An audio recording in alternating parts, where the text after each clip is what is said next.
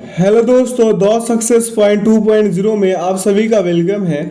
आज हम लोग आरपीएफ कांस्टेबल एवं एसआई के लिए प्राचीन इतिहास से चैप्टर वाइज अंकित भाटी सर के बुक से सेशन करने वाले हैं। तो सेशन में अंत तक बने रहिएगा। सेशन को लाइक एवं दोस्तों के साथ अधिक से अधिक शेयर कर दीजिएगा। जो लोग अपने चैनल पे नए हैं, चैनल को सब्सक्राइब कर बेल आइकन प्रेस कर लीजिएगा ताकि सेशन का नोटिफिकेशन हमेशा आपको मिलते रहे। इसका पीडीएफ का लिंक वीडियो के डिस्क्रिप्शन बॉक्स में डाल दिया गया है, आप लोग वहां से इसे डाउनलोड कर सकते हैं। सबसे पहले आपको बता दें कि आरपीएफ कांस्टेबल में दो टोटल हुए थे, इसमें कितने 34 सेट्स हुए थे और आरपीएफ एसआई में 21 सेट्स 21 दिन एग्जाम चले, 21 सेट्स की एग्जाम चली थी 21 शिफ्ट में। तो टोटल हो जाते हैं आपका 55 शिफ्ट, है ना। तो एक शिफ्ट में क्वेश्चन कितने पूछे जाती थी 120। तो टोटल आपका लगभग 6600 प्लस क्वेश्चन हो जाएंगे अगर देखिएगा तो यहाँ पे आप लोगों का इस सेशन के अंदर जीके का चलेगा 12 सेशन। आप लोगों को पहले बता देते हैं, जीके का 12 सेशन चलने वाला है। मैथ का 14 सेशन चलेगा, वो भी चैप्टर वाइज। जीके का भी चलेगा। और बहुत लोग ट्रिक के लिए कह रहे थे अपने दिल्ली पुलिस वाले सेशन में, तो इसमें फुल्ली मैथ में ट्रिक ही चलेगा मेरे दोस्त, उस पर भी विशेष ध्यान रखा गया है। रीजनिंग्स का 20 सेट्स चलेंगे, ठीक है। रीजनिंग्स का चैप्टर वाइज 20 सेशन चलेंगे, मैथ का 14 और जीके का 12, ठीक है। तो आइए सबसे पहले इसका पहला क्वेश्चन देखते हैं बिना देर किए हुए। तो क्वेश्चन क्या कह रहा है कि बुद्ध को निम्न में से किस स्थान पर ज्ञान प्राप्त हुआ था। तो इसका सही विकल्प क्या हो जाएगा, इसका सही विकल्प हो जाएगा बोध गया, ठीक है। बुद्ध को ज्ञान की प्राप्ति बोध गया नामक स्थान पर हुई थी। बोध गया भारत के बिहार राज्य में स्थित है। बुद्ध को गौतम बुद्ध के नाम से जाना जाता है, उन्होंने बौद्ध धर्म की स्थापना करी थी।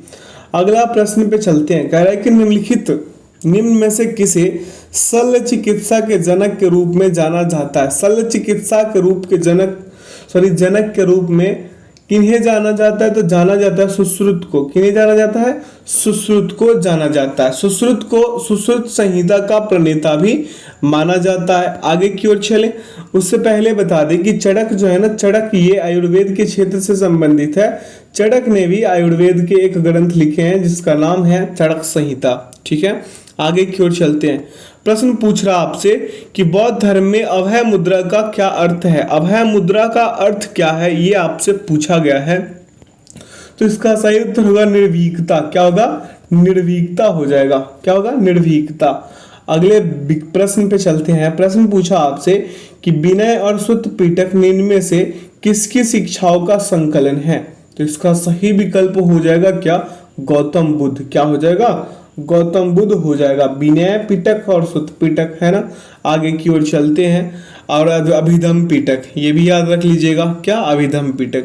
अगला प्रश्न पूछा आपसे कि स्तूप क्यों बनाए गए थे। स्तूप जो है ये क्यों बनाए गए थे। तो इसका सही उत्तर होगा पवित्र स्मृति चिन्ह रखने के लिए, ठीक है। स्तूप पवित्र स्मृति चिन्ह रखने के लिए बनाए जाते थे। स्तूप शब्द पाली और संस्कृत भाषा से लिया गया था। इसका अर्थ क्या होता था, टीला या ढेर होता था, ठीक है। आगे की ओर चलते हैं, अगले प्रश्न पे ध्यान देते हैं। कह रहा है प्रश्न आपसे कि बौद्ध प्रतीक धर्म चक्र किसे दर्शाता है। तो इसका सही विकल्प क्या होगा, इसका सही विकल्प लगा लीजिए, होगा क्या, बौद्ध धर्म के बारे में कह रहा है ना। तो आइए इसका सही विकल्प पे चलते हैं। तो इसका सही विकल्प क्या हो जाएगा, प्रथम उपदेश। क्या हो जाएगा, प्रथम उपदेश। बौद्ध प्रतीक धर्मचक्र प्रथम उपदेश को दर्शाता है। धर्मचक्र किसको दर्शाता है, प्रथम उपदेश को।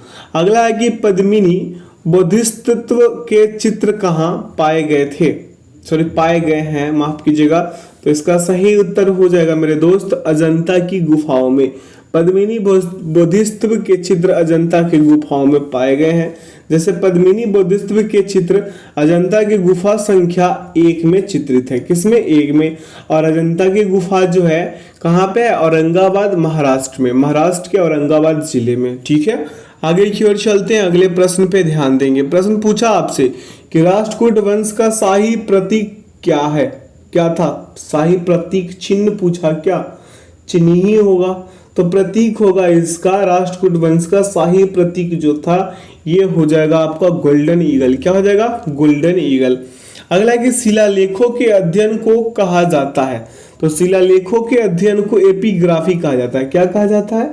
एपिग्राफी। ठीक है, आगे की ओर चलते हैं, अगले प्रश्न पे ध्यान दे लेते हैं। प्रश्न आपसे पूछा है कि निम्नलिखित में से कौन सा एक मानव गतिविधियों एवं सभ्यता के प्राक ऐतिहासिक काल का सही कालानुक्रम है?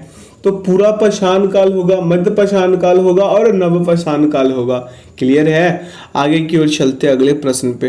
प्रश्न आपसे पूछा है कि हड़प्पा सभ्यता की मोहरों पर निम्नलिखित में से कौन सा पशु अक्सर देखा जाता था? तो अक्सर देखे जाने वाली जो पशु है वो है बैल। कौन है? बैल। हड़प्पा सभ्यता की मोहरों पर बैल पशु का अक्सर देखा जाता, मतलब अक्सर ही मोहर पे बैल का ही चिन्ह मिलता था। हड़प्पा सभ्यता भी की मोहरों पर बैल के अतिरिक्त बाघ, गेंडा, हाथी, बकरी, हिरन, भेड़ आदि पशुओं के चित्र भी देखे जाते थे। आगे की ओर चलते हैं, अगले प्रश्न पे ध्यान देते हैं। उससे पहले बता दे कि हड़प्पा सभ्यता के मोहरे का आकार जो था त्रिभुजाकार, आयताकार, वृत्ताकार और क्या वर्गाकार भी होता था। आगे की ओर चलते कह रहे कि भारतीय नेपोलियन निम्नलिखित में से किसको कहा जाता है? तो भारतीय नेपोलियन किन्हें कहा जाता है? समुद्रगुप्त को। ठीक है, अगला है पल्लव राजवंश का संस्थापक कौन था भाई? तो पल्लव राजवंश का संस्थापक जो है सिंह विष्णु थे। कौन थे? सिंह विष्णु। पल्लव राजवंश का संस्थापक सिंह विष्णु थे। पल्लव राजवंश दक्षिण भारत का एक प्रसिद्ध राजवंश था। पल्लव राजवंश की राजधानी कांचीपुरम थी, इसे भी याद रखिएगा। अगला है कि निम्नलिखित में से किस धर्म से दिलवारा मंदिर संबंधित है? दिलवारा मंदिर किससे संबंधित है? तो इसका सही उत्तर हो जाएगा जैन धर्म से। किससे? जैन धर्म से। माउंट आबू वाला याद होगा, जैसे दिलवारा मंदिर राजस्थान के सिरोही जनपद के माउंट आबू पर स्थित है। आगे ना, आगे की ओर चलते हैं। प्रश्न पूछा आपसे कि निम्नलिखित में से कौन बुद्ध के सिद्धांतों से संबंधित है? बुद्ध के सिद्धांतों से संबंधित कौन हो जाएंगे? अभिधम्म पिटक, जो हम पहले ही बता चुके हैं। अगला है, इसी सेशन में पहले बताए हैं आप लोगों को। अगला है कि सिंधु घाटी सभ्यता का सबसे पहला खोजा गया स्थल कौन सा था? सबसे पहला खोजा गया स्थल जो है वो हड़प्पा था। कौन था? हड़प्पा। हड़प्पा स्थल की खोज वर्ष 1921 ईस्वी में राय बहादुर दयाराम साहनी ने करी थी। हड़प्पा स्थल की हड़प्पा स्थल रावी नदी के तट पर स्थित थी। अब आइए वहीं बता दें मोहनजोदड़ो, इसका अर्थ होता है मृतकों का टीला, माउंट ऑफ डेड। क्या होता है इसका मतलब? मृतकों का टीला, इसे इंग्लिश में माउंट ऑफ डेड भी कहते हैं। मोहनजोदड़ो स्थल की खोज जो है ये वर्ष 1922 ईस्वी में रखालदास बनर्जी ने करी थी। वहीं बात कर ले लोथल का, तो लोथल स्थल की खोज जो है 1954 ईस्वी में डॉक्टर SR राव ने करी थी। ठीक है, वहीं कालीबंगा का बात कर ले तो कालीबंगा स्थल की खोज अमलनाथ घोष ने करी थी। ठीक है, इसका डेट हमें भी याद नहीं है। आगे की ओर चलते हैं, अगले प्रश्न पे ध्यान देते हैं। प्रश्न क्या पूछा कि प्रसिद्ध उत्तरामेर शिलालेख किस राजवंश से संबंधित है? तो इसका सही विकल्प क्या हो जाएगा? इसका सही विकल्प होगा चोल। क्या होगा? चोल। अगले प्रश्न पे ध्यान देंगे। प्रश्न पूछा कि सिंधु सभ्यता के इनमें से किस स्थल से जलाशयों के साक्ष्य मिलते हैं? जलाशयों के साक्ष्य किन स्थल से मिलते हैं भाई? तो इसका सही उत्तर हो जाएगा क्या? धौलावीरा। क्या हो जाएगा? धौलावीरा। सिंधु सभ्यता के धौलावीरा स्थल से जलाशयों के साक्ष्य मिले हैं। धौलावीरा जो है स्थल गुजरात राज्य में स्थित है। धौलावीरा स्थल की खोज वर्ष 1967 से 68 ईस्वी में जेपी जोशी ने करी थी। ठीक है, आगे की ओर चलते हैं, आगे की ओर बढ़ते हैं। ठीक है, आगे की ओर चलते हैं। प्रश्न पूछा कि मोहनजोदड़ो का नाम का अर्थ किस भाषा में मुर्दों का टीला है? किस भाषा में पूछ लिया है आपसे, बहुत शानदार क्वेश्चन पूछा है। किस भाषा में पूछा? इसका सही उत्तर होगा सिंधी भाषा। कौन सा भाषा? सिंधी भाषा। आगे की ओर चलते हैं, अगले प्रश्न पे ध्यान देंगे। प्रश्न पूछा है कि प्राचीन काल में अवध को किस नाम से जाना जाता था? अवध को किस नाम से जाना जाता था? तो इसका सही विकल्प हो जाएगा क्या? कौशल या कौशल। देखिए कौशल लिखने में ही थोड़ा सा ये डिफरेंस लिया है।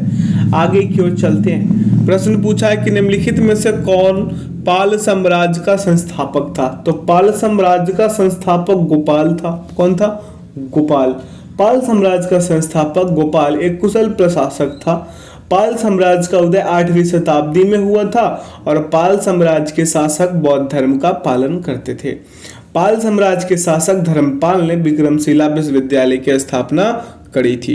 आगे की ओर चलते हैं। प्रश्न पूछा है आपसे कि निम्नलिखित वेदों में से किसे ब्रह्म वेद के नाम से भी जाना जाता है? ब्रह्म वेद के नाम से। तो इसका सही विकल्प होगा क्या? अथर्ववेद। क्या होगा? अथर्ववेद। अथर्ववेद को ब्रह्म वेद के नाम से भी जाना जाता है। वेद प्राचीन भारत के धर्म ग्रंथ है। इनकी संख्या 4 है, ऋग्वेद, यजुर्वेद, सामवेद और अथर्ववेद। चारों वेद में क्या होता है? अथर्ववेद सबसे नवीन वेद है। ऋग्वेद यह सबसे प्राचीन वेद है। इस वेद में 10 मंडल, 1028 सूक्त तथा लगभग 10,462 मंत्र है। यजुर्वेद क्या भी 2 भाग है, शुक्ल यजुर्वेद और कृष्ण यजुर्वेद। ठीक है, यह यज्ञ संबंधी विधि के विधान संबंधी ये इसमें विधान उधान वगैरह है। ठीक है, अब सामवेद के बारे में है कि यह चारों वेदों में आकर क्या करता है? चारों वेदों में आकर माफ कीजिएगा, आकार की दृष्टि से सबसे छोटा है सामवेद, आकर नहीं। आगे की ओर चलते हैं। ये संगीत से संबंधित है। कौन? सामवेद। इसे भी ध्यान में रखिएगा। अगला, रत्नावली प्रियदर्शिका और नागानंद के रचयिता कौन थे? बहुत ही शानदार क्वेश्चन है। रत्नावली प्रियदर्शिका और नागानंद के रचयिता कौन है? तो इसका सही उत्तर हो जाएगा हर्ष। क्या हो जाएगा? हर्ष। आगे की ओर चलते हैं। प्रश्न पूछा, हर्ष किसका कवि था? हर्ष बाण भट्ट के दरबार में कवि थे। रत्नावली प्रियदर्शिका और नागानंद रचनाओं की भाषा संस्कृत भाषा थी। ठीक है, अगला है आपका कि तंजावुर में बृहदेश्वर मंदिर किस वंश के वास्तुकारों की सबसे बड़ी उपलब्धि थी? तो इसका सही उत्तर हो जाएगा चोल। क्या हो जाएगा? चोल। आगे की ओर चलते हैं। अगले प्रश्न पे कह रहे हैं कि जैन धर्म के अंतिम तीर्थंकर कौन थे? तो जैन धर्म के अंतिम तीर्थंकर जो थे वो महावीर स्वामी थे। जैन धर्म के अंतिम तीर्थंकर कौन थे? महावीर स्वामी। अगर आपसे प्रथम पूछ दे तो ऋषभदेव। ठीक है, अगर द्वितीय पूछ दे तो अनंतनाथ। ठीक है, तृतीय पूछे तो पार्श्वनाथ। आगे की ओर आगे सेशन में बताएंगे आप लोगों को। अगला है कि प्रसिद्ध सांची स्तूप कहाँ स्थित है? प्रसिद्ध सांची स्तूप जो है मध्य प्रदेश में। कहाँ पे? मध्य प्रदेश में। सांची स्तूप का निर्माण सम्राट अशोक ने 3री शताब्दी में करवाया था। सांची स्तूप बौद्धों का एक महत्वपूर्ण तीर्थ स्थल है। सांची स्तूप को महान स्तूप के नाम से भी जाना जाता है। वर्ष 1889 ईस्वी में सांची स्तूप को यूनेस्को की विश्व विरासत स्थल की सूची में शामिल किया गया था। आगे की ओर चलते हैं। अगले प्रश्न पे कह रहे हैं कि चीनी यात्री फाहियान के शासनकाल के दौरान भारत का दौरा किसने किया था? तो इसका सही विकल्प हो जाएगा चंद्रगुप्त द्वितीय। क्या होगा? चंद्रगुप्त द्वितीय। अगले प्रश्न पे ध्यान केंद्रित कीजिए। कह रहे हैं कि जैन मठ संसाधनों माफ कीजिएगा, जैन मठ संस्थानों, हम क्या बोल रहे हैं, सॉरी इसके लिए माफ कीजिएगा हमें। जैन मठ संस्थानों को क्या कहा जाता है? तो इसका सही उत्तर हो जाएगा बसादिस। क्या हो जाएगा? बसादिस। आगे की ओर चले। निम्नलिखित विकल्पों में से गलत जोड़ी का चयन कीजिए। अब आपसे पूछा है तो गलत जोड़ी कौन हो जाएगा? बिंबिसार गुप्त। अब ये क्यों होगा? क्योंकि बिंबिसार का संबंध हर्यक वंश से था, गुप्त से नहीं। चंद्रगुप्त का संबंध मौर्य वंश से है। राजा राम का संबंध चोल वंश से है। कनिष्क का संबंध कुषाण वंश से है। आगे की ओर चलते हैं। अगला प्रश्न पे ध्यान देते हैं। कह रहे कि भारत में वैदिक काल की अवधि कब तक चली? भारत में वैदिक काल की अवधि जो है 1500 से 600 ईसा पूर्व तक चली थी। आगे की ओर चलते हैं। वहीं पे उत्तर वैदिक काल का अगर पूछ ले तो 1000 से 600 ईसा पूर्व, ये तो वैदिक काल था। आगे की ओर अगला, आर्य संस्कृति के सर्वोच्च काल में गंगा घाटी के जनपद जो संख्या में डैश थे महाजनपद बन गए थे। तो संख्या में क्या थे ये इसका सही उत्तर हो जाएगा आपका 16। कितने? 16। आर्य संस्कृति के सर्वोच्च काल में गंगा घाटी के जनपद जो संख्या में 16 थे महाजनपद बन गए थे। जैसे 16 कौन कौन थे? अंग, मगध, काशी, वज्जी, वत्स, अवंती, कौशल, पांचाल, मल्ल, कुरु, चेदी, कंबोज, मत्स्य, सूरसेन, गंधार और अस्मक। ये सभी महाजनपद हैं। ये सभी को भी याद रखिएगा। फिर से रिकॉल कर दे। अंग है मगध, काशी, वज्जी, वत्स, अवंती, कौशल, पांचाल, मल्ल, कुरु, छेदी, कंबोज, मत्स्य, सूरसेन, गंधार और अस्मक। ठीक है, आगे की ओर चलते हैं। अगला प्रश्न पे कह रहा है कि छठवीं शताब्दी ईसा पूर्व के प्रारंभ में भगवान महावीर का जन्म निम्नलिखित में से किस स्थान पर हुआ था? ये बहुत शानदार क्वेश्चन पूछा है। इसका सही उत्तर होगा वैशाली। छठवीं शताब्दी ईसा पूर्व के प्रारंभ में भगवान महावीर का जन्म वर्ष 540 ईसा पूर्व में कुंडग्राम वैशाली नामक स्थल पर हुआ था। भगवान महावीर स्वामी जैन धर्म के अंतिम तीर्थकर थे। महावीर स्वामी की मृत्यु जो है 468 ईसा पूर्व में पावापुरी बिहार नामक स्थल पर हुआ था। अगला है, आपसे पूछा है कि मिलिंद पन्हों में बौद्ध धर्म से जुड़े सवालों का जवाब किसने दिया? आगे चलते हैं। यहाँ पे लिखा हुआ है किसने दिया, तो इसका सही उत्तर हो जाएगा आपका नागसेन। क्या हो जाएगा? नागसेन। अगला है कि दूसरा तमिल संगम निम्नलिखित में से किस स्थान पर संपन्न हुआ? तो दूसरा तमिल संगम जो है ये कापत्तपुरम में, ठीक है, ये हुआ था संगम दूसरा। अगला है प्रश्न आपका कि प्रसिद्ध यात्री फाहियान का संबंध किस देश से है? तो इसका सही उत्तर होगा चीन। अगला है कि बुद्ध का वास्तविक नाम क्या था? बुद्ध का वास्तविक जो नाम है ये सिद्धार्थ है। क्या है? सिद्धार्थ। गौतम बुद्ध का जन्म जो है वर्ष 563 ईसा पूर्व लुम्बिनी में कपिल वस्तु नेपाल में हुआ था। गौतम बुद्ध के पिता का नाम शुद्धोदन तथा माता का नाम माया देवी था।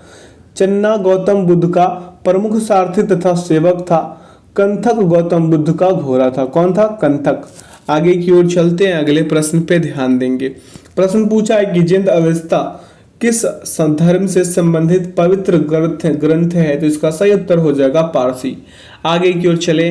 प्रश्न पूछा कि पार्श्वनाथ जो एक क्षत्रिय और बनारस के राजा अश्वसेन के पुत्र थे वह कौन से जैन तीर्थकर बने? जैन तीर्थकर कौन से बने हैं? तो इसका सही विकल्प आइए लगा लेते हैं, हो जाएगा क्या? 23वें। कौन सा? 23वें। अब आपको फिर से बता दे कि 23वें जैन धर्म के तीर्थकर बने थे पार्श्वनाथ। कौन बने थे? पार्श्वनाथ। ठीक है। अब वहीं पे पहले ऋषभदेव और दूसरे अजितनाथ और 24वें कौन? महावीर स्वामी। ये तो क्लियर हो ही गए हैं। आगे की ओर चलते हैं, अगले प्रश्न पे कह रहा है कि गौतम बुद्ध के निम्नलिखित उपदेशों में से किसे अग्नि उपदेशक के रूप में जाना जाता है? तो इसका सही उत्तर हो जाएगा अधिपत्य पर्याय सुत्त। आगे की ओर चलते हैं, अगला प्रश्न पे कह रहा है बुद्धचरित नामक महाकाव्य किसने लिखा था? बुद्धचरित नामक महाकाव्य जो है ये अश्वघोष ने लिखे थे। कौन लिखे थे? अश्वघोष। आगे की ओर चलते हैं, अगला प्रश्न पे कह रहा है कि निम्न में से संगम साहित्य का कौन सा ग्रंथ व्याकरण और काव्य शास्त्र से संबंधित है? तो इसका सही विकल्प लगाइए, होगा क्या? तोल्काप्पियम। क्या हो जाएगा? तोल्काप्पियम। अब संगम साहित्य का तोल्काप्पियम ग्रंथ व्याकरण और काव्य शास्त्र से संबंधित है। इसका संबंध तमिल साहित्य के दूसरे संगम से है। मलि मेघलई के बारे में अगर आपसे पूछ ले तो यह एक तमिल महाकाव्य है जिसकी रचना कवि चितलाई चतनार द्वारा की गई थी। ठीक है। अब शिल्पाधिकारम के बारे में पूछ ले तो यह तमिल साहित्य का प्रथम महाकाव्य है जिनकी रचना इलांगो अधिगल द्वारा की गई थी। अगला है आपका कि जीवक चिंतामणि, तो यह एक तमिल महाकाव्य है जिसकी रचना जैन मुनि त्रुक्क देवर द्वारा की गई थी। आगे की ओर चलते हैं, अगले प्रश्न पे। आशा करते हैं क्लियर हो गए होंगे आप लोगों का डाउट्स। प्रश्न पूछा कि निम्न में से कौन सा वैदिक ग्रंथ शिल्प या धन विज्ञान से संबंधित है? तो इसका सही उत्तर होगा शिल्प शास्त्र। क्या हो जाएगा? शिल्प शास्त्र। आगे की ओर चलते हैं, अगला प्रश्न पे कह रहा है कि पहली जैन परिषद कहाँ आयोजित की गई थी? तो पहली जैन परिषद जो है पाटलिपुत्र में। ठीक है, आगे की ओर चलते हैं। पहली जैन, उससे पहले बता दें कि पहली जैन परिषद का आयोजन चंद्रगुप्त मौर्य के शासनकाल में तथा अस्तुलभद्र की अध्यक्षता में वर्ष 300 ईसा पूर्व में हुआ था। अगर वही पूछ ले दूसरी, तो दूसरी जैन परिषद वल्लभी में आयोजित की गई थी। दूसरी जैन परिषद का आयोजन देवर्षि क्षमा सरवन की अध्यक्षता में वर्ष 512 ईसा पूर्व हुआ था। आगे की ओर चलते हैं, कह रहा है कि निम्नलिखित में से कौन सा महाकाव्य ऋषि वेद व्यास द्वारा, आगे की ओर चलते हैं, क्या पूछा है कि लिखा गया था? तो इसका सही उत्तर लगाइए, होगा क्या? इसका सही उत्तर महाभारत। क्या होगा? महाभारत। आगे की ओर चलते हैं, रामायण आप वहीं पूछ ले रामायण आपसे, तो महर्षि वाल्मीकि, शिल्पाधिकारम इंगलो आंदिगल और जीवक चिंतामणि तिरुत कक्क देवर। आगे की ओर चलते हैं अगले प्रश्न पे, ये सभी को भी क्लियर कर लेते हैं। कह रहा है प्रश्न आपका कि पाणिनि द्वारा लिखित अष्टाध्यायी पुस्तक का विषय क्या है? तो इसका सही उत्तर होगा आपका व्याकरण। क्या हो जाएगा? व्याकरण। आगे की ओर चलते हैं अगले प्रश्न पे, करें कि राष्ट्रकूट राजवंश का संस्थापक कौन था? राष्ट्रकूट राजवंश का संस्थापक जो है दंतीदुर्ग था। अगला, चंद्रगुप्त मौर्य का उत्तराधिकारी कौन था? तो चंद्रगुप्त मौर्य का उत्तराधिकारी जो है ये बिंदुसार था। कौन? बिंदुसार। आगे की ओर चलते हैं अगले प्रश्न पे, कह रहा सारनाथ में सिंह चतुर्भुज स्तंभ शीर्ष, सारनाथ में सिंह चतुर्भुज और स्तंभ शीर्ष किसके द्वारा बनवाया गया था? तो इसका सही उत्तर हो जाएगा सम्राट अशोक। क्या हो जाएगा? सम्राट अशोक। आगे की ओर चलते हैं अगले प्रश्न पे। ठीक है, प्रश्न आपसे क्या पूछ लिया है प्रश्न आपसे कि कनिष्क किस वंश के महान राजा थे? कनिष्क जो थे वो किस वंश के महान राजा थे? तो इसका सही उत्तर हो जाएगा कुषाण। अगला, हड़प्पा सभ्यता के कस्बों को डैश पैटर्न में रखा गया था। किस पैटर्न में रखा गया था? तो रेक्टेंगुलर ग्रिड पैटर्न में रखा गया था। आगे की ओर चलते हैं अगले प्रश्न पे ध्यान दीजिएगा। कह रहा है कि महायान शब्द किस धर्म से संबंधित है? महायान धर्म जो है, शब्द जो है किस धर्म से संबंधित है? तो ये संबंधित है बौद्ध धर्म से। हीनयान महायान 2 भागों में विभाजित हुआ था, आप लोग अच्छे से इसे जानते होंगे। ठीक है, जैसे बौद्ध धर्म की 2 शाखाएं थी। हीनयान संप्रदाय जैसे बौद्ध धर्म का प्राचीन रूप, हीनयान संप्रदाय के लोग कर्म और धर्म में विश्वास करते थे। वहीं महायान संप्रदाय के लोग ये क्या करते थे? ये बौद्ध धर्म का नवीन रूप था। अब महायान वाला जो संप्रदाय के लोग थे ये परोपकार में विश्वास करते थे। अब चतुर्थ बौद्ध संगीति में बौद्ध धर्म 2 शाखाओं में विभाजित हुई थी, जो हीनयान और महायान में विभाजित हुई थी। अगला है कि लोथल नामक प्राचीन हड़प्पा स्थल किस राज्य में स्थित है? तो ये स्थित किस राज्य में है? लगाइए इसका सही उत्तर गुजरात। लोथल गुजरात। ठीक है, आगे की ओर चलते हैं। ये डॉकयार्ड है लोथल, यानी कि जहाजों के गोदी के नाम से भी जाना जाता है लोथल को। अगला है कि बौद्ध धर्म की नींव कितनी महान सच्चाइयों एवं कितनी अंगीय पथ पर आधारित है? तो इसका सही उत्तर हो जाएगा आपका 4 और 8। क्या हो जाएगा? 4 और 8। ठीक है, बौद्ध धर्म की नींव महान सच्चाई कौन कौन से है, कितनी अंगीय और पथ पर आधारित है। जैसे बौद्ध धर्म की नींव 4 महान सच्चाइयों एवं 8 अंगीय पथ पर आधारित है। 4 महान सच्चाइयों को भगवान बुद्ध के 4 आर्य सत्य तथा 8 अंगीय पथ को भगवान बुद्ध के अष्टांगिक मार्ग के रूप में जाना जाता है। ठीक है, वहीं आपको बता दें कि भगवान बुद्ध के 4 आर्य सत्य कैसे कौन कौन होगा? दुख का कारण, दुख के कारण का निवारण और दुख निवारण का मार्ग। ठीक है, अब आ जाइए आप लोगों को बता दें कि अष्टांगिक मार्ग, तो सम्यक दृष्टिकोण, सम्यक संकल्प, सम्यक वचन, सम्यक कर्म, सम्यक आजीविका, सम्यक प्रयास, सम्यक स्मृति और सम्यक समाधि। ठीक है, इसे भी ध्यान रखिएगा और अच्छे से याद करके लिख लीजिएगा। ठीक है, अगला है कि गौतम बुद्ध ने अपने उपदेशों में जनसाधारण की किस भाषा का प्रयोग किया? तो इसका सही उत्तर लगा लीजिए पाली। अगला है प्रश्न आपका कि त्रिपिटक पवित्र ग्रंथ धर्म ग्रंथ कौन से धर्म से संबंधित है? तो इसका सही उत्तर लगाइए होगा क्या। आइए यहाँ पे आपको विकल्प मिलेंगे, क्या बौद्ध धर्म, क्या मिलेंगे बौद्ध धर्म, जो विकल्प डी में है। अगला है प्रश्न आपका कि उस बौद्ध ग्रंथ का नाम बताइए जिनमें भिक्षुओं के लिए नियमों का उल्लेख वर्णित है। तो इसका सही उत्तर हो जाएगा विनय पिटक। क्या हो जाएगा? विनय पिटक। आगे की ओर चलते हैं, अगला प्रश्न पे कह रहा है कि बोधिसत्व की अवधारणा इनमें से किससे संबंधित है? तो इसका सही उत्तर हो जाएगा आपका महायान बौद्ध धर्म। आगे की ओर चले, अगले प्रश्न पे कह रहा है प्रश्न आपका कि निम्नलिखित में से अनुसरण किए जाने वाले धर्म एवं पवित्र पुस्तिका की कौन सी जोड़ी असंगत है? तो इसका सही विकल्प क्या हो जाएगा आपका? जैन धर्म उपनिषद। अब उपनिषद का संबंध हिंदू धर्म से है। इस्लाम धर्म का पवित्र ग्रंथ कुरान हो जाएगा। सिख धर्म का पवित्र ग्रंथ हो जाएगा गुरु ग्रंथ साहिब। ईसाई धर्म का पवित्र ग्रंथ होगा बाइबिल। जैन धर्म का पवित्र ग्रंथ हो जाएगा आपका क्या? आगम साहित्य। क्या हो जाएगा? आगम साहित्य। आशा करते हैं आप लोगों का हर चीज क्लियर हो गया होगा। तो यहाँ पे जैन धर्म में उपनिषद दिया, जबकि होगा क्या? आगम साहित्य। आगे की ओर चलते अगला प्रश्न पे कह रहे कि विश्व प्रसिद्ध गोमतेश्वर की प्रतिमा निम्न में से किस राज्य में स्थित है? तो इसका सही विकल्प होगा आपका कर्नाटक। अगला कि विक्रमशिला विश्वविद्यालय कहाँ स्थित था? तो विक्रमशिला विश्वविद्यालय जो है ये बिहार में स्थित है। ठीक है, बिहार में स्थित है। आगे की ओर चलते हैं, वो इसके बारे में बताए ही है। विक्रमशिला विश्वविद्यालय की स्थापना गोपाल वंश के शासक धर्मपाल ने की थी। ठीक है, और उसी में इसमें एक चीज और बता देते हैं, विक्रमशिला विश्वविद्यालय भारत का एक महत्वपूर्ण शिक्षा केंद्र था। विक्रमशिला विश्वविद्यालय बिहार राज्य के भागलपुर जनपद में स्थित है। 12वीं शताब्दी के अंत में मुस्लिम आक्रमणकारी बख्तियार खिलजी द्वारा विक्रमशिला विश्वविद्यालय को नष्ट कर दिया गया था। आगे की ओर चलते हैं, अगला प्रश्न पूछा आपसे कि अमरावती वास्तुकला को सर्वप्रथम किन स्थानों द्वारा संरक्षण प्राप्त हुआ? तो इसका सही उत्तर क्या हो जाएगा? किन शासकों द्वारा, हम स्थानों पढ़ रहे हैं, माफ कीजिएगा, किन शासकों द्वारा संरक्षण प्राप्त हुआ? तो इसका सही विकल्प हो जाएगा आपका सातवाहन राजवंश। ठीक है, अमरावती वास्तुकला को सर्वप्रथम किन शासकों द्वारा संरक्षण प्राप्त हुआ? तो सातवाहन राजवंश। अगला कि गौतम बुद्ध का पुत्र निम्नलिखित में से कौन था? गौतम बुद्ध का जो पुत्र है ये राहुल थे। कौन थे? राहुल। आगे की ओर चलते हैं, अगले प्रश्न पे ध्यान दीजिएगा। प्रश्न पूछा है आपसे कि निम्नलिखित यज्ञ में से कौन सा घोड़े के बलिदान से संबंधित है? तो अश्वमेध यज्ञ होगा। क्या होगा? अश्वमेध यज्ञ।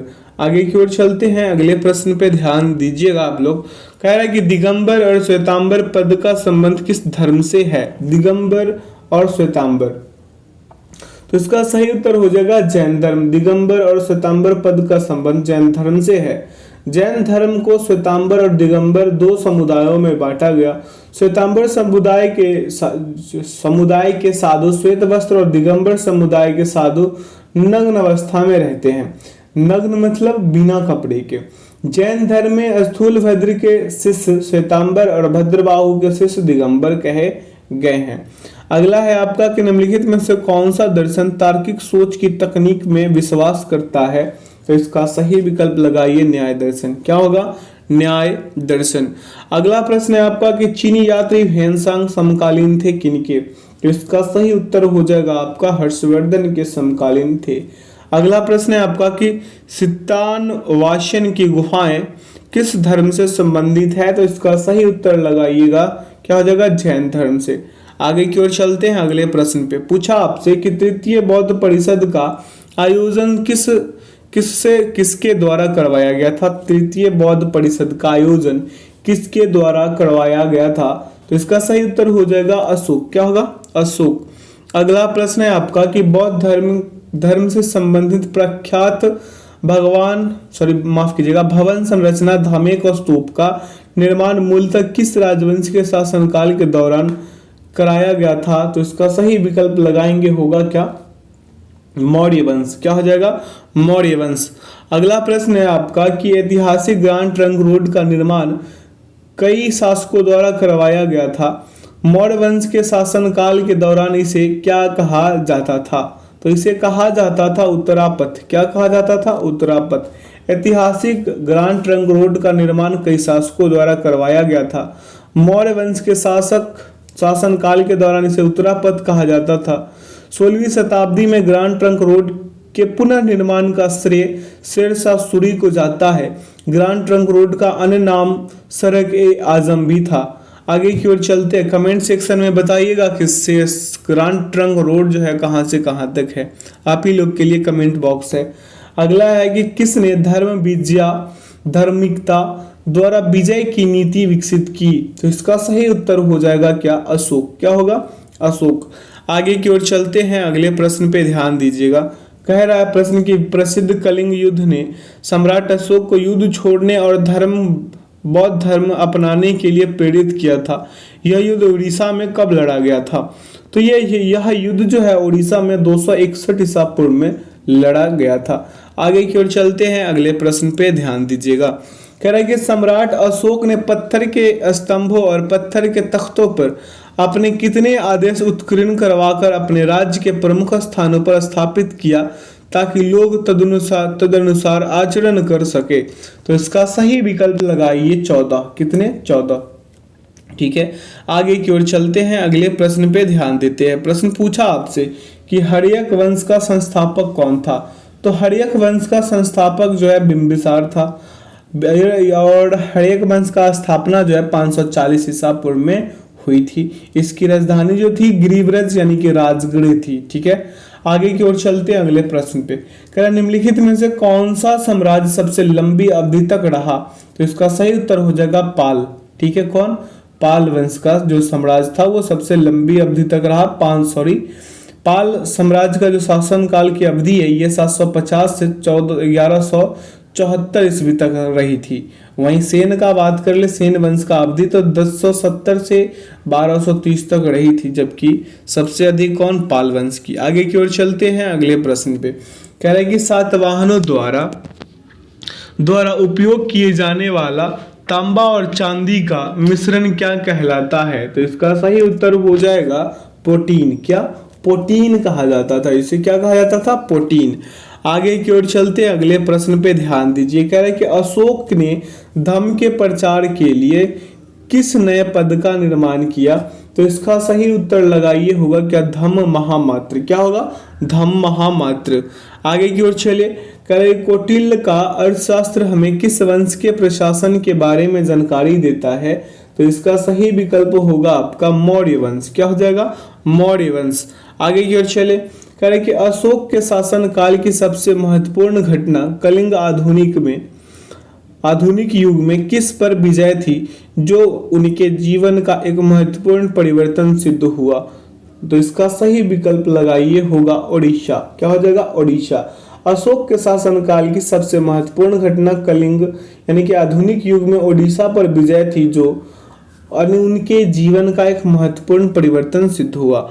अगला प्रश्न पूछा आपसे कि किस मूल भारतीय राजवंश ने अपने शासकों के चित्र वाले सिक्के जारी किए थे, तो शासकों के चित्र वाले सिक्के कौन जारी किया था, सातवाहन। ठीक है, आगे की ओर चलते हैं, अगला प्रश्न पे ध्यान देते हैं। वही आपसे पूछ ले कि सातवाहन वंश की राजधानी जो थी वो प्रतिष्ठान थी। सातवाहन वंश के संस्थापक थे सिमुक। ठीक है, आगे की ओर चलते हैं। इतना जानकारी भी रखना जरूरी है, हर क्वेश्चन पे थोड़ा बहुत डिटेल जरूरी है। अगला है कि उस महान व्यक्ति का नाम बताएं जिसने भारत में बीज गणित के क्षेत्र में महत्वपूर्ण योगदान किया, तो इसका सही उत्तर हो जाएगा क्या, आर्यभट्ट। क्या होगा, आर्यभट्ट। आर्यभट्ट ने भारत में बीज गणित के क्षेत्र में महत्वपूर्ण योगदान दिया। आर्यभट्ट का जन्म जो है 476 ईस्वी में पाटलिपुत्र वर्तमान में पटना में हुआ था। आर्यभट्ट का भारत के महान गणितज्ञों के महत्वपूर्ण स्थान है। ठीक है, आर्यभट्ट का जो स्थान है गणितज्ञों में महत्वपूर्ण स्थान है। आर्यभट्ट ने दो प्रमुख पुस्तकें आर्यभट्टीय और आर्यभट्ट सिद्धांत की रचना करी थी। अगले प्रश्न पे चलते हैं। प्रश्न पूछा आपसे कि नटराज की प्रसिद्ध कांस्य प्रतिमा निम्नलिखित साम्राज्यों में से किससे संबंधित है, तो इसका सही उत्तर हो जाएगा चोल। अगला कि निम्नलिखित में से कौन सा तमिल साहित्य का महाकाव्य है, तो तमिल साहित्य का महाकाव्य कौन हो जाएगा, शिल्पाधिकारम। इसके बारे में बताइएगा आप लोग। अगला है प्रश्न आपका कि हड़प्पा वासियों द्वारा निम्नलिखित में से किस भवन निर्माण सामग्री का उपयोग किया गया था? तो इसका सही उत्तर हो जाएगा तप्त मिट्टी की ईंटें। क्या? तप्त मिट्टी की ईंटें। आगे की ओर चलते हैं अगले प्रश्न पे। प्रश्न पूछा आपसे कि निम्न में से किसे औषधि का देवता कहा जाता है? तो धन्वंतरी देव। क्या हो जाएगा? धन्वंतरी देव। आगे की ओर चलते हैं, गॉड ऑफ क्या? आयुर्वेदा। आगे की ओर चलते हैं। प्रश्न क्या पूछा आपसे? प्रश्न पे ध्यान दीजिए। कह रहे हैं कि विद्यालय चोल वंश का संस्थापक था, वह पहले सामंत था। किसका? किसका सामंत था? पल्लवों का। अगला है कि रावण द्वारा कैलाश पर्वत को हिलाते हुए चित्रित प्रतिमा कहाँ पाई गई है? तो इसका सही उत्तर हो जाएगा आपका क्या? एलोरा की गुफाओं में। अगला, हाथी गुम्फा शिलालेख किसके द्वारा उत्कीर्ण करवाया गया था? तो इसका सही उत्तर लगाइए, होगा क्या? खारवेल। कौन हो जाएगा? खारवेल हो जाएगा इसका सही उत्तर। आगे की ओर चलते हैं। कलिंग के शासक थे खारवेल, इसके बारे में भी आप लोग पढ़े होंगे अच्छे से। कह रहा होयसल साम्राज्य की राजधानी कौन सी थी? होयसल साम्राज्य की जो राजधानी थी वो क्या था? द्वार समुद्र। क्या था? द्वार समुद्र। होयसल साम्राज्य के संस्थापक कौन थे? नृपकामा द्वितीय थे। होयसल दक्षिण भारत का एक प्रमुख राजवंश था जिसने 10वीं से 14वीं शताब्दी तक राज किया था। अगला है आपका पुलकेशिन द्वितीय किस राजवंश का सर्वाधिक प्रख्यात शासक था? तो पुलकेशिन द्वितीय जो था ये चालुक्य वंश का था। किसका? चालुक्य वंश का। चालुक्य की राजधानी जो थी वो बदामी थी। क्या थी? बदामी। आगे की ओर चलते हैं, अगले प्रश्न पे ध्यान दीजिएगा। कह रहा है कि कौन सी चोल राजा ने मालदीव के द्वीपों पर दरियाई विजय पाई थी? दरियाई विजय क्या पाई थी? तो इसका सही उत्तर लगाइए, राजा राम। क्या हो जाएगा? राज राज होगा इसका सही उत्तर, राजा राज, राजा राज। ठीक है, आगे की ओर चलते हैं अगले प्रश्न पे। प्रश्न पूछा आपसे कि कौन सा साम्राज्य 7वीं और 8वीं सदी में बहुत शक्तिशाली हो गया और कांचीपुरम उसकी राजधानी थी? तो कांचीपुरम उसकी राजधानी पल्लव की थी। किसकी थी? पल्लव की। आगे की ओर चलते हैं अगले प्रश्न पे। पूछा है आपसे प्रश्न कि किस वंश ने मदुरई के आसपास के क्षेत्र पर शासन किया और 13वीं शताब्दी में सर्वोच्चता प्राप्त की? तो इसका सही विकल्प लगाइए, पांडे। क्या हो जाएगा? पांडे। आगे की ओर चलते हैं। प्रश्न पूछा आपसे कि किस वर्ष में हाइडेस्पस की लड़ाई आयोजित की गई थी? तो इसका सही उत्तर हो जाएगा 326 ईसा पूर्व। हाइडेस्पस की लड़ाई आयोजित 326 ईसा पूर्व में हुआ था। हाइडेस्पस की लड़ाई पोरस तथा सिकंदर महान के मध्य हुई थी। इस लड़ाई में झेलम की लड़ाई के नाम से भी जाना जाता है। अगला है कि दक्षिण भारतीय मंदिरों के प्रवेश द्वार को क्या कहा जाता है? तो इसका सही उत्तर हो जाएगा क्या? गोपुरम। क्या कहा जाता है? गोपुरम कहा जाता है। अगला प्रश्न है आपका कि सत्यमेव जयते शब्द किस उपनिषद से लिया गया है? तो इसका सही उत्तर हो जाएगा मुंडकोपनिषद। क्या हो जाएगा? मुंडकोपनिषद। आगे की ओर चलते हैं, अगला प्रश्न पे ध्यान देते हैं। प्रश्न पूछा कि महाबलीपुरम में प्रसिद्ध समुद्र तट का निर्माण किसने किया था? तो इसका सही उत्तर लगाइए, होगा क्या? नरसिंहवर्मन द्वितीय। क्या हो जाएगा?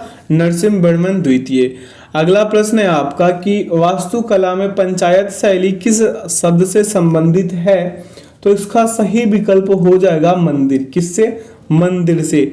अगले प्रश्न पे ध्यान केंद्रित करेंगे।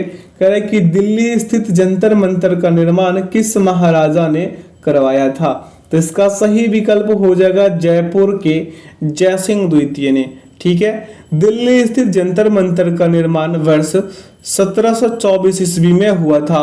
अगला प्रश्न पे चलिए। प्रश्न क्या पूछा आपसे कि निम्नलिखित में से किस राजा ने गंगईकोंडा चोलपुरम मंदिर का निर्माण किया था? तो इसका सही उत्तर होगा राजेंद्र चोल प्रथम। क्या हो जाएगा? राजेंद्र चोल प्रथम। ये इस मंदिर का निर्माण जो है 1035 ईस्वी में हुआ था। आगे की ओर चलते हैं अगले प्रश्न पे। कह रहा है कि श्रवण बेलगोला कहाँ पर स्थित है? तो श्रवण बेलगोला जो है ये कर्नाटक में स्थित है। अगला कि गंधार कला एक बौद्ध दृश्य कला शैली जिसका विकास प्रथम शताब्दी ईसा पूर्व तथा चतुर्थ शताब्दी ईसा पूर्व में व्यापक तौर पर किसके साम्राज्य में समृद्ध हुआ? तो इसका सही विकल्प लगा ये कुषाण। क्या हो जाएगा? कुषाण। आगे की ओर चलते हैं अगले प्रश्न पे। कह रहे कि कांचीपुरम में कैलाशनाथ मंदिर का निर्माण किसके शासनकाल में हुआ था? तो इसका सही उत्तर हो जाएगा पल्लव। क्या होगा? पल्लव।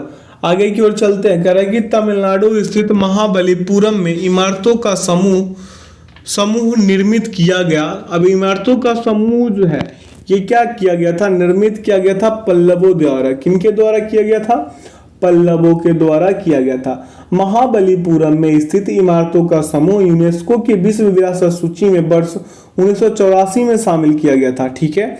अगला कि एलोरा के मंदिरों का निर्माण किसने करवाया था? एलोरा के मंदिरों का निर्माण जो है राष्ट्रकूट शासकों ने करवाया था। किसने? राष्ट्रकूट शासकों ने। ठीक है। राष्ट्रकूट राजवंश के संस्थापक दंतिदुर्ग प्रथम थे। राष्ट्रकूट राजवंश के राजा कृष्ण प्रथम ने एलोरा में स्थित चट्टान को काटकर कैलाश मंदिर का निर्माण करवाया था। ठीक है। आगे की ओर चलते हैं, अगले प्रश्न पे ध्यान देते हैं। प्रश्न आपसे पूछा है क्या, उस पे ध्यान दीजिए। कह रहा है कि अजंता और एलोरा की गुफाएं किस धर्म की सबसे पहली वास्तुकला, गुप्त चित्रकला एवं मूर्तिकला के उत्तम उदाहरणों में से हैं? तो इसका सही विकल्प लगा लीजिए, होगा क्या? इसका सही विकल्प हो जाएगा बुद्ध। क्या हो जाएगा? बुद्ध हो जाएगा। अगला है कि हर्षचरित राजा हर्षवर्धन की जीवनी किसने लिखी थी? तो इसका सही उत्तर हो जाएगा क्या? वानभट्ट। किसने? वानभट्ट ने लिखी थी। वानभट्ट ने कादम्बरी नामक पुस्तक की भी रचना की है। कालिदास चंद्रगुप्त द्वितीय के दरबारी कवि थे। कालिदास ने दो प्रमुख काव्य कुमार संभवम और रघुवंशम की रचना करी। कालिदास की अन्य रचनाओं में दो प्रमुख खंड काव्य ऋतु संहार तथा मेघदूतम और तीन प्रमुख नाटक है अभिज्ञान शकुंतलम, मालविकाग्निमित्रम तथा विक्रमोर्वशीयम। ठीक है। आगे की ओर चलते हैं अगला प्रश्न पे, और इस सेशन का आखिरी प्रश्न पे ध्यान दीजिए। प्रश्न कह रहा है कि निम्नलिखित में से किसने भारत के प्राचीन ग्रंथ नाट्य शास्त्र को संकलित किया है? तो इसका सही उत्तर हो जाएगा भरत मुनि। क्या होगा? भरत मुनि। तो यहां से आप लोगों का सेशन समाप्त होता है, क्योंकि ये निम्नलिखित में से क्या था? किसने भारत के प्राचीन ग्रंथ नाट्य शास्त्र को संकलित किया है? तो इसका सही उत्तर क्या होगा? भरत मुनि। भारत के प्राचीन ग्रंथ नाट्य शास्त्र को भरत मुनि ने संकलित किया। महर्षि वेदव्यास ने रामायण की रचना की। मनु ने मनुस्मृति की रचना की। महर्षि अगस्त्य को सप्त ऋषियों में से एक माना जाता है। तो यहाँ से आप लोगों का सेशन का समाप्ति होता है। अगले दिन आप लोगों को बताएंगे मध्यकालीन भारत। क्या? मध्यकालीन भारत का सेशन आप लोगों के सामने लेके आएंगे। हर चैप्टर वाइज सारा क्वेश्चंस जो है इसमें चैप्टर वाइज करके डाला गया है, और हम पूरा सेशन चैप्टर वाइज ही लेंगे आप लोगों का। तो आप लोग इसके लिए निश्चिंत रहे। और जो लोग दिल्ली पुलिस के लिए मैथ्स का जो बुक के बारे में बोल रहे हैं कि अंकित भाटी सर का चैप्टर वाइज करवा दे, तो आप लोग इसका भी चैप्टर वाइज है ना, इसको भी आप लोग कर ले, तो आप लोगों का मैथ्स में प्रॉब्लम नहीं होगा। आगे अगले बार ये सेशन खत्म होंगी तो उस पर जरा सोचेंगे क्या होता है, देखते हैं। फिलहाल सेशन में अंत तक बने रहने के लिए बहुत बहुत धन्यवाद। जो लोग अपने चैनल पे नए हैं, चैनल को सब्सक्राइब कर बेल आइकन प्रेस कर ले, ताकि सेशन का नोटिफिकेशन हमेशा आपको मिलते रहे। तो वीडियो में अंत तक बने रहिएगा हमेशा, जब भी सेशन आए हमारा। ठीक है। और अपना ख्याल रखिएगा और बहुत अच्छे से तैयारी कीजिएगा, ताकि एग्जाम्स में आप बेहतर स्कोर कर सके। ठीक है। तो वीडियो में अंत तक बने रहने के लिए बहुत बहुत धन्यवाद। आज तो इतना ही, फिर अगले दिन जो आएगा आपका सेशन आधुनिक भारत का। और ये जीके का फिर से बता दें कि 12 सेट्स चलेंगे, 12 दिन चलेंगे जीके। उसके बाद आपका कितने दिन चल जाएंगे? 14 दिन चल जाएंगे मैथ। तो 12 और 14 कितने हो गए भाई? 12 और 14 आपका 26 हो गए। और 20 दिन चलेंगे आपका रीजनिंग। तो पूरे टोटल हो जाएंगे आपका 46 क्लास, जो 46 दिन में खत्म होने वाली है। तो फिर इसके बाद अगर कुछ होगा तो देखा जाएगा। और जो भी लोग मतलब दिल्ली पुलिस का क्या है एग्जाम्स देने वाले हैं, उनसे रिक्वेस्ट है कि आप लोग वो जो प्लेलिस्ट में डला हुआ है किरण पब्लिकेशन का बुक, उसे भी कर लीजिए। और जब इसमें मैथ्स का सेशन है तो उसे मैथ्स और रीजनिंग का सेशन जरूर करें। ठीक है। सेशन तो आपको पूरा लेना है, क्योंकि जीके जीएस का वेटेज यहाँ भी उतना ही है जितना आप लोगों को वहाँ मिलेंगे। ठीक है। तो वीडियो में अंत तक बने रहने के लिए बहुत बहुत धन्यवाद मेरे दोस्त। Thanks for watching the video. जय हिंद, जय भारत।